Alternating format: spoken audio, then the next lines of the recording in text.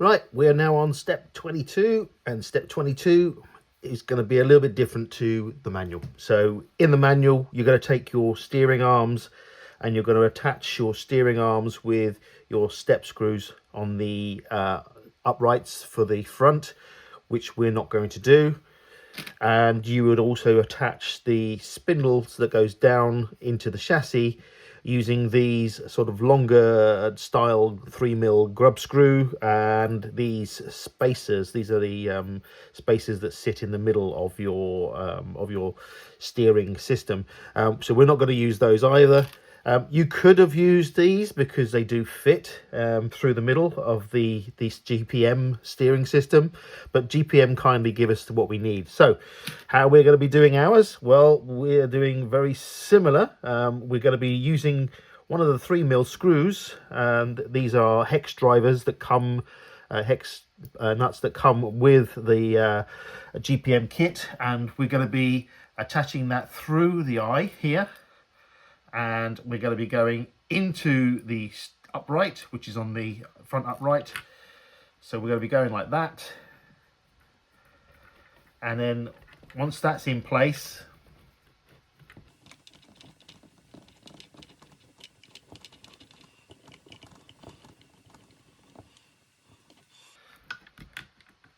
we're going to be using this collar, and I'm fitting in this collar because it doesn't tell you how, but I'm assuming you need a little bit of the shoulder underneath the steering system. So I'm fitting it from underneath,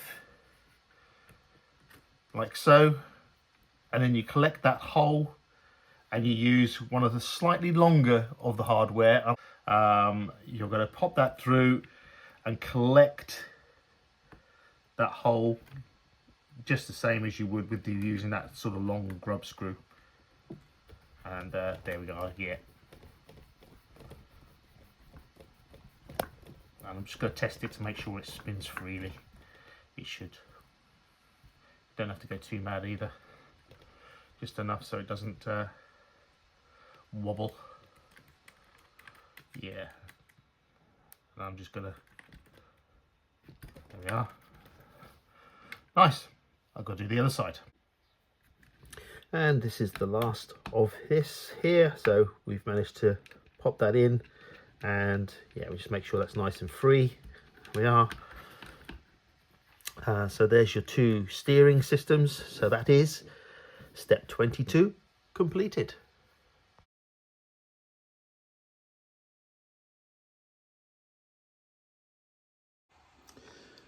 So step 23 is all about charging your battery so that you can do the next step, and the next step is going to be about your radio gear. So yeah, there you go. Step 23 is all about charging your battery, which I keep in a storage charge anyway.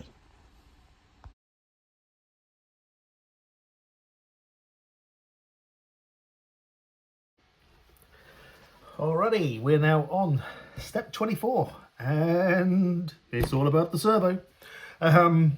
Need some components and some screws and such like, but I've already centralized my servo, so connected to my radio gear, or if you want to use a servo testing device, you can use that too. My servo is neutralized, so you need the P4 or the D2, and in this case you only get the one on this kit, so it's the P4, and that sits basically on the splines of your servo, so you need to put that on in a moment. You then have the P5, which is like a spring clip.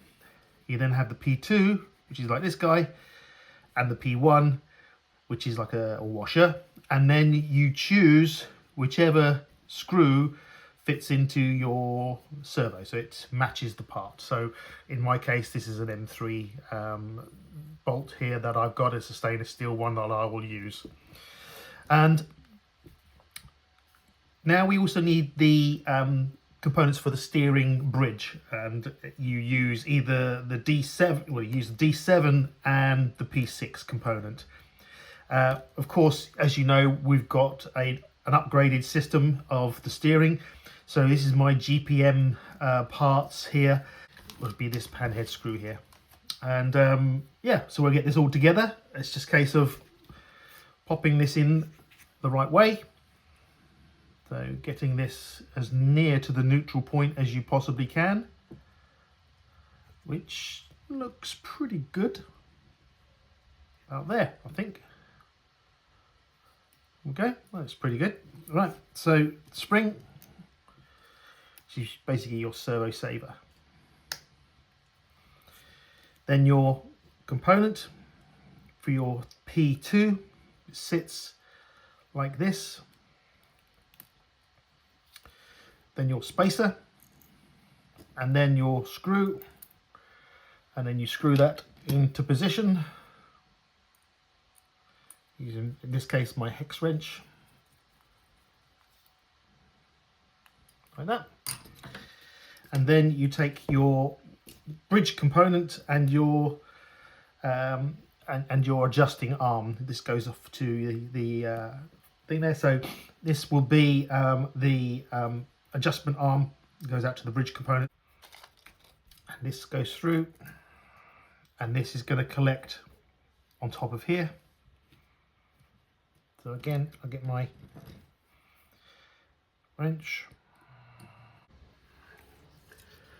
So just putting this last part together, and I'll explain in a moment what I had to do. So there we are, we now got the bridge from the servo arm. So here I just had to file a little bit here to give me some clearance to allow this to move. Just filed it ever so slightly, you can probably just see in there. So now that sits nicely, and that is now step 24 completed.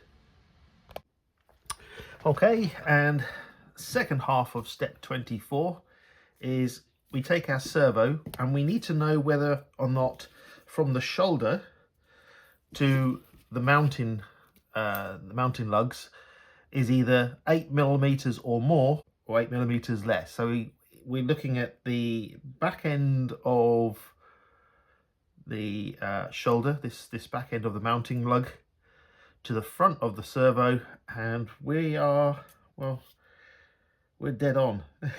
So yeah, so we're dead on 8mm in fact. So I am gonna go, but it's gonna be either way, so we have to try this in the car. So depending on whether it's dead on or not, depends whether you turn it with this facing forwards. So that's normally if it's less, land, it's facing into the tag. Or if it's more than 8mm, you turn it this way. And I think that is because this hole is slightly off center, if you look. Yeah. So we're going to need to mount this in and have a look. So closely measuring this, I've measured it. It's bang on 8mm from the back of this shoulder to the front. So I'm going to go with the option of it being less than, because it's about 7.5mm. So let's pop in these and and then hope for the best. So these just screw tight here like this into the top. There we are. And the same again. So you get the shoulder bit, that's the insert facing forwards.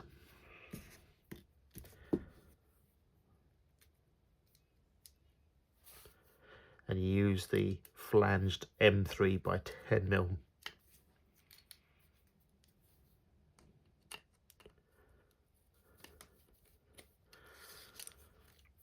Try and do this on film.